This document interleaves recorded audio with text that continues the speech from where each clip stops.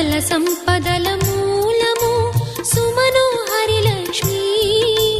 Shri చక్రవాసిని Mata Shri Vishnu Dharma Patni